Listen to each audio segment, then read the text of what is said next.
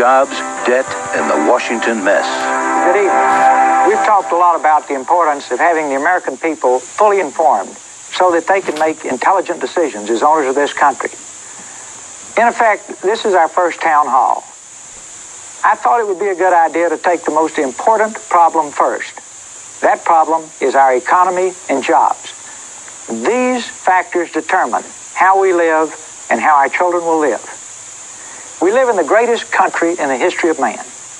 The American people are good. And yet, over time, we have created a government that's a mess. We have a situation where the president blames Congress, Congress blames the president, Democrats and Republicans blame one another. Nobody steps up to the plate and accepts responsibility for anything, including the $4 trillion debt that you and I must pay for. They don't talk about the fact that we're the most violent, crime-ridden society in the industrialized world, that we have the least effective school system in the industrialized world. They certainly don't talk about the fact that we're shipping entire industries overseas and destroying millions of jobs, but we'll talk about that tonight. Now, I can't compete with some of these other entertainment shows, but please, stay with me on this program tonight because we're going to go down in the trenches and talk about your jobs and talk about why our country is in decline. We used to have the world's greatest economic engine. We let it slip away. And with it went millions of jobs and taxpayers. Let's take a little time and figure out what happened to the engine. Let's raise the hood and go to work. Let's diagnose the problem. I can tell you before we look at the engine, an engine tune-up won't fix it. We're going to have to do a major overhaul. Here's the picture on our country's debt. Look at how it's grown over the years. We're now up to $4 trillion in debt. That is a staggering load for our country. To help you understand how fast this debt has grown and when it grew, the green is the debt we had in 1980. The red is the debt that has been incurred in the last 12 years. We've had an enormous growth in debt, and we don't have anything to show for it. Okay, here's another headache. It's like the guy that went into the hospital, thought he had a sore arm, found out he had gangrene. But here we are. We're tough people. We can handle it. Look right here at the red. 70% of that $4 trillion debt is due and payable in the next 5 years. Folks in Washington financed long-term problems, short-term, to keep the interest rates down. That's suicide in business. That's suicide in your personal life. That's suicide in your government. If the Japanese, the Germans, the Arabs, and all these folks that buy our treasury bills ever lose confidence in the United States of America or the U.S. dollar, we're in deep trouble here. Or to use Washington terminology, we're in deep voodoo, folks, right here. Well, what about just this year? How much debt did we pile up this year? This one really bothers me because in order to do this, they have to really assume we are major dumb. For example, it looks like here there's $341 billion. It's actually $400 billion, but they're going to delay appropriating the $60 billion more for the savings and loan bailout until after the election. Well, everybody in America just heard it. You got the $60 billion surprise coming up at the end of the year. You go back to 1988, right after the election, they dropped the savings and loan mess on you then. Well, it's a repeat act. You cannot run up this kind of debt. Why was this debt run up this year like this? It was run up to make you feel good during an election year. And all these folks in Washington are basically saying to you and me, can we buy your vote with what used to be your money this year? We're not that dumb. But I think it's very important that every American, when you go to the polls, understand that's the game they're trying to play. And it's a game that's costing you big-time money. To help put it in plain language, everybody west of the Mississippi that sends income taxes into the Internal Revenue Service, their taxes are used just to pay interest on the federal debt. They don't buy anything for you. They don't buy anything for your children. They don't do anything to build roads, bridges, better schools, make the streets safe, pay interest on the debt. We've got to cut it out. Well, let's look at the growth of federal spending and see if there's a trend here. Go all the way back here to 1950. There's obviously a trend here. we've gone up to 25% of our gross national product. That's excessive. But hold on to your hat. If you and I don't take action now as owners of this country, the forecast shows that by the year 2020, federal spending will be 41% of the gross national product. We can't take 25%. We certainly can't take 41%. This is kind of like having Willie Sutton in charge of the bank, folks. He was a famous bank robber, and they asked him, why do you rob banks? And Willie said, because that's where the money is. Well, our bank is being looted big time, and we'll get down to how in a little bit. Well, everybody in Washington, if you'll remember, they didn't know there was a recession. I have a theory about that. See, you remember when Marie Antoinette in the French Revolution said, let them eat cake? My theory has always been, she probably thought they had cake.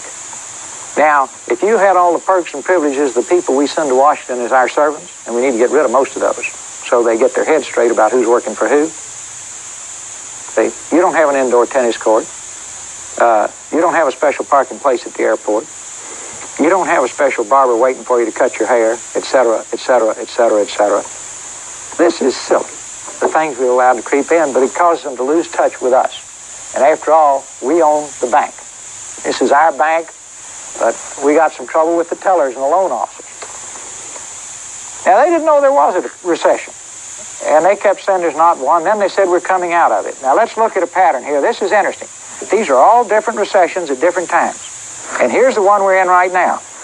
Look at the consumer spending. Up, up, up, up, up. Oops. Now then, let's go to the industrial production. The factories are pumping again. Right? Way back here, factories are doing big time. Here the factory's doing fine. It's doing fine here. It's doing fine here. Oops. Factories are just barely pumping. And here's the one that really sends a signal. The blue is payroll employment. See, here it's coming up, here it's coming up, here it's coming up, here it's coming up, and here you can barely see it. Now, are they out of touch? I believe they are. You're not out of touch. You're hurting. As I say these words, I think of the meat packer out in Iowa I read about on the front page of the New York Times. There's a good man, middle-aged man, who said, I didn't quit my job quit me. The meat packing plant closed. He was a proud man. He'd never taken anything from anybody, and he had to go on welfare, and it broke his heart. The other night, my wonderful wife came to bed crying. And I said, what's the matter?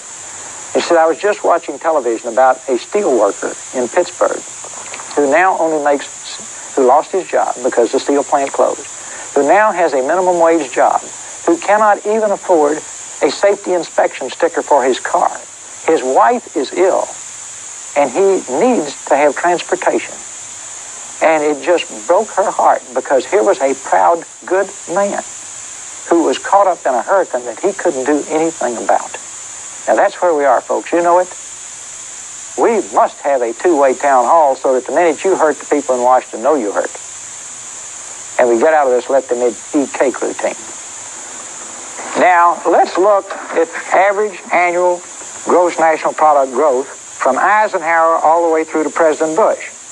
This is Eisenhower, this is John Kennedy, this is Lyndon Johnson, Nixon, Ford, Carter, Reagan, and Bush. You can see a historic pattern here, and for some reason we've fallen off the edge of the cliff. Well, I'll tell you one of the reasons we fell off the edge of the cliff. We got into trickle-down economics, and it didn't trickle. Now, if a company's making money, it can spend money on new plants, new equipment, and create new jobs, spend money on research and development. Now, this goes all the way back to 1971. Look how it spiked up here, and look what's happening here. It's just drifting down around here. Corporate profits are down. We need strong, healthy, profitable companies. Why are they down? We're getting our heads kicked in by international competitors. I had a fellow stop me one day and say, Ross, we used to have the biggest banks in the world.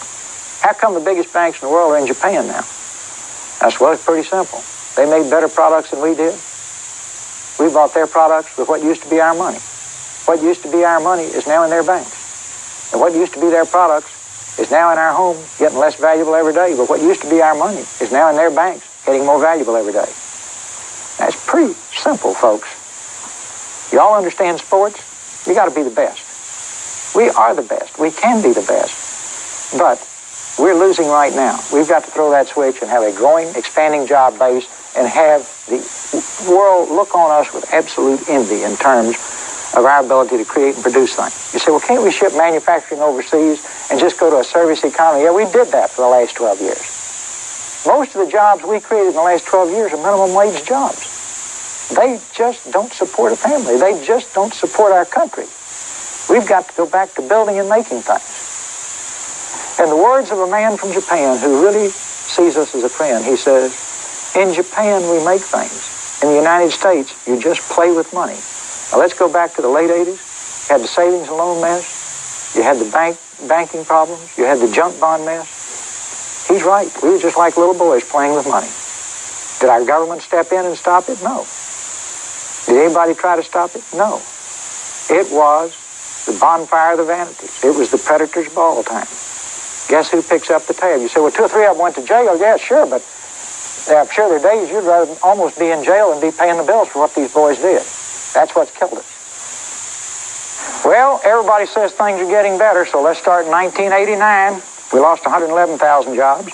1990, we lost 316,000 jobs. 1991, we lost 556,000 jobs. In 1992, when everybody assured us things were going to turn around and get better, so far we've lost 700,000 jobs. You get a feeling that folks up in Washington don't know what's going on? Okay, you want to be the greatest? You want to be the best?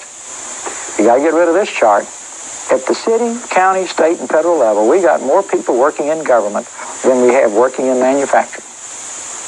And if we want to be a great country, we have to be a manufacturing superpower. No ifs, ands, buts, no place to run, no place to hide. We can't be a country where 19 out of 20 integrated circuits used in America come from Japan. Well, in all of this, what's happened to the average hourly wage? But you don't have to have a PhD from Harvard in economics to figure that out based on what I've already told you. Here it is, 1951 to 60. It's going up, up, up. Get to 1980, now it's going down. Supply and demand. Not much work, a lot of people looking for work. Good jobs gone all over the world. Service economy jobs, minimum wage jobs, stay right here at home. For your children and for yourself. These are the industries of the future. Every country in the world is zeroed in on making sure they dominate these industries. All of our international economic competitors are totally committed to dominating these industries. We don't even have a plan. These are the high-paying jobs for the future. Biotech, telecommunications, civilian aviation, computer software, and robotics. We don't have a plan or a strategy. We better get one. That's 21st century capitalism. They all do, we don't. So, but Ross, we'll always make the commercial airliners for the world. Don't bet on it. Well, the net of all this, here's what's happened to your dollar. In 1950, when a dollar was worth $1, it is now worth 18 cents. As I talk about it, think about the 18 to 24-year-olds. Up to 40% of them make less than $12,000. See? Their dollar is decreasing in value. It's not how many dollars you make, it's how much your dollar will buy. But I'm going to tell you the core cause of the problem. And if you haven't listened to anything else I've said tonight, listen very carefully to this. Because this is coming to Washington to cash in and then go get a several $100,000 a year job as a foreign lobbyist and use your influence in the White House and Congress to ship not only jobs overseas, whole industries overseas. Here we go. Between 1980 and 1985, 76 former federal officials left office to become registered foreign agents. Now, this will break your heart. This is like a general switching armies in the middle of a war. They should come to serve and go home, not cash in. We got 35-year-old boys that have trouble holding a minimum wage job. They don't have any skills. All they've done is run around and, service a senior official in Washington. They're making $200,000 or $300,000 a year because they got his ear. Now, even worse, and I hope you will put your foot down and make both parties throw the cards on the table. They've got these people on leaves of absence now working on presidential campaigns. Foreign lobbyists on leaves of absence working on presidential campaigns. That's like having Russian spies in the middle of a presidential campaign during the Cold War, because we're in a business war now, folks. Go down the list. 8 special assistants to the President of the United States.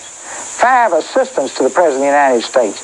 2 deputy assistants to the President of the United States. 1 President's counselor, 1 deputy White House press secretary, 1 chief of staff to the Vice President of the United States, 2 U.S. trade representatives, 6 senators, 9 members of the House of Representatives, 12 senior Senate staff members, 5 senior House staff members, 4 retired generals, the chairman and the vice chairman of the U.S. International Trade Commission. And the sickest thing of all, we had a key guy on the Trade Commission leave and go to the other side in the middle of the negotiation. He knew the plans, the strategy, the details. As far as I'm concerned, that's economic treason. If we get there, we're going to clean this mess up on day one. I don't have to tell all of you as you drive to work that we got to have oil because we make gasoline from oil, and we use oil for a lot of different things in this country. Only in America would we not have an energy policy, and we don't. And yet 48% of our oil that we use is imported. We are totally vulnerable in the event of a war. We absolutely must have an energy policy, and we need it now. Well, here's our growth, a little over 2%. Here's Japan's growth, a little over 5%. Now here are the tigers of the future. Countries that we just kind of used to think of as interesting countries to read about, like Thailand. The newly industrialized Asian countries are really, really growing. And a huge amount of manufacturing is being done there. And this is where a lot of the manufacturing gets shipped to. Well, are we investing in the future? Look at Japan. 16% of its gross domestic product in the future. Look at Germany. 8%. Look at the United States. 4%. Who does tomorrow belong to? The people who are investing in the future. Why aren't we investing in the future? As one of our friends in Japan said, in Japan we think 10 years ahead. In the United States, you think 10 minutes ahead. He meant that in a friendly way. I take it in a friendly way. I say it to you to stir you up. We are thinking 10 minutes ahead. We have got to invest in the future, and we're not. Now, here's a little interesting one here. What does gasoline cost around the world? In Italy, it's $5 a gallon. France, $4.54. Japan, $3.79. England, $3.68. Germany, $3.47. You say, well, that doesn't make any sense, Ross, because gasoline costs about the same thing everywhere. Yes. But look at this line here. That's taxes. They're collecting huge amounts of taxes to build infrastructure and to invest in the future. Look at what they're collecting per gallon. In Italy, it's $3.57 a gallon. In Japan, it's $2.25. In Germany, it's $1.99. In the United States, it's 35 cents. They take that money and invest it in the future. Who's winning? Who's losing? Well, how has all this impacted the folks across the country? Here's back to trickle-down economics. It didn't trickle. 49.6% of our income is going to the richest 20% of our population. The second richest fifth gets 21%. The middle fifth gets 14%. The second poorest fifth gets about 10%. And the poorest folks, 20%, every one of these 20% of the population, gets 4.3%. That's not fair. You know it's not fair. I know it's not fair. That's a system that won't work.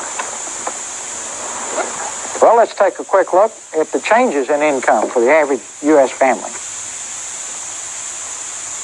This is in 1980, the blue. The pink is in 1990. See, there's been very little change, little drops, little drops, little drops, little drops. You get over here, big gains for the richest 20%. Well, in the middle of all this, what's happening to the federal government? I just drew out here so you could see who's growing the most. Health is growing the most. Social Security is growing the second most. Education and social services is next. Science has grown a great deal. Community development, so on and so forth. Interesting enough, there's defense way up there. Natural resources hasn't grown much. Commerce hasn't grown much. There's our number one problem, commerce. Agriculture hasn't grown much. On the other hand, we only used to have 25% of the people farming. Now we have 2%, but we got more people working in the Department of Agriculture. Heard a story the other day about, you walked in the Department of Agriculture, and a man was sitting at his desk crying. He said, "What's the matter?" He said, "My farmer died." He said, "There's almost one fellow sitting up there doing paperwork for everybody out there farming." Now, that's what's wrong with our government. It is poorly run and poorly managed. Now, there are no villains, just that we send people to Washington who don't understand how to get things done, who don't understand business, and who go with a different purpose in life.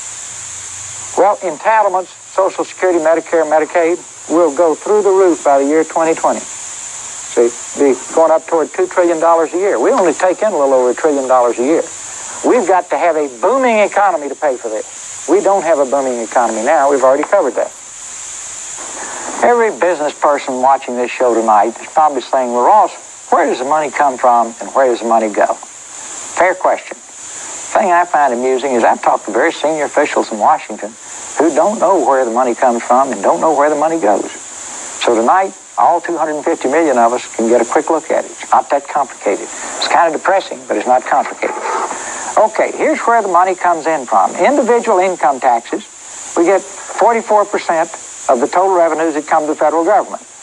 Social insurance, Medicare, Social Security, so on and so forth, right here. Then right down here, you have your corporate income tax, which gets you about 9%. Here you've got the excise tax, brings you $47 billion, or 3.9%. Other is $52 billion. That's where the money comes from. Now, we know we're taking in $1.1 trillion. That's the good news. The bad news is you're spending $1.5 trillion. But where does the money go? The money, the biggest single sum, goes to entitlements. Again, Social Security, Medicare, Medicaid, so on and so forth. The pink one right there. Major expenditure of money right there. Later on in our program, we'll talk about the cost effectiveness of some of these programs. They're certainly expensive.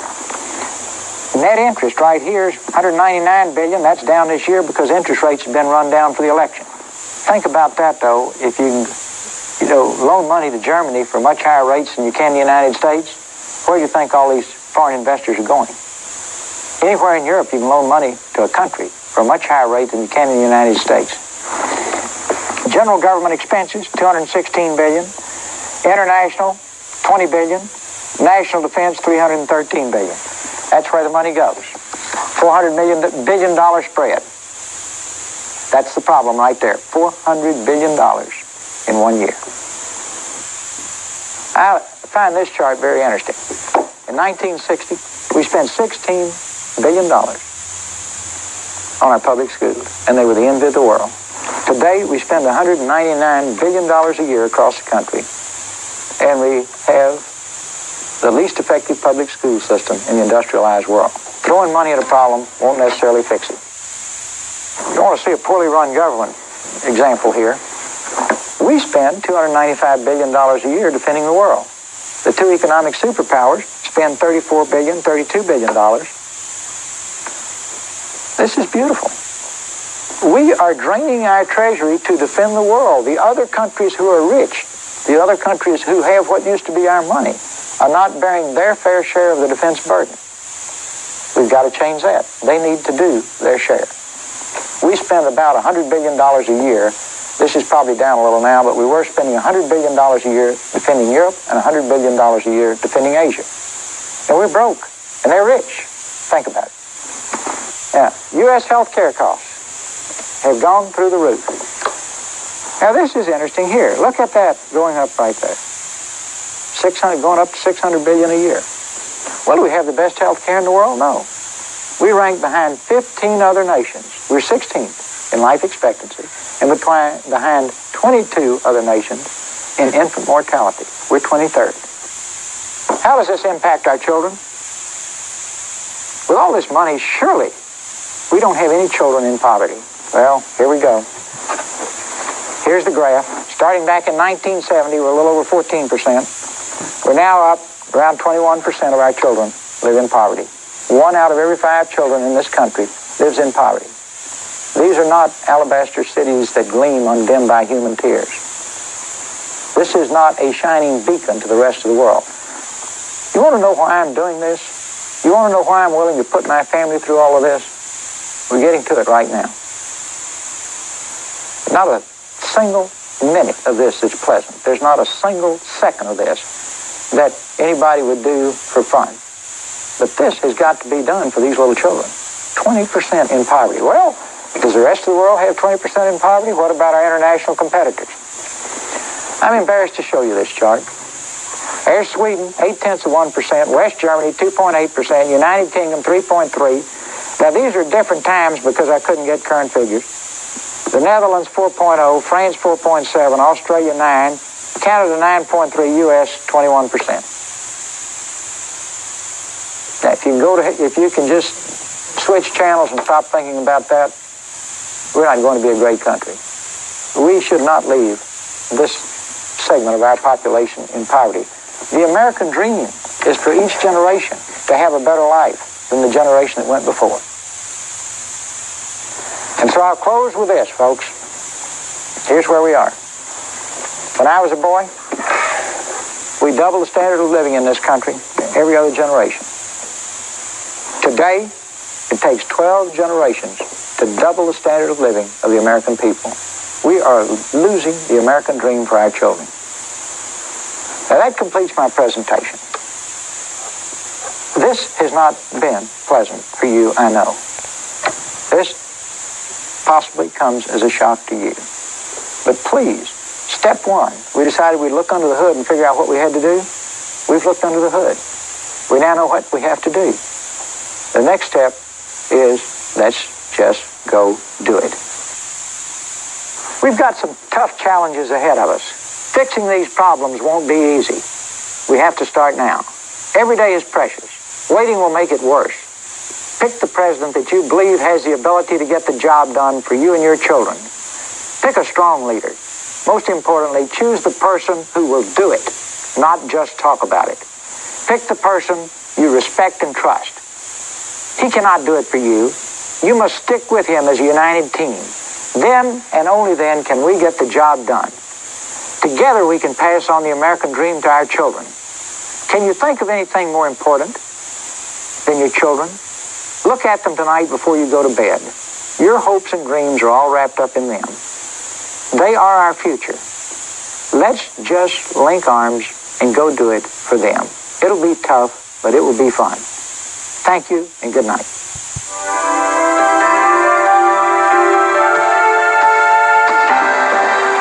Tonight we define the problem. In the coming days we will cover the solutions. Time limitations forced me to leave some important things out tonight that you need to know. We will be running this show again, plus others, to give you more facts. Please read the book, United We Stand, to learn more about the problems and answers. Think about your children's and grandchildren's futures. Together, we can fix anything in this country. Let's go to work.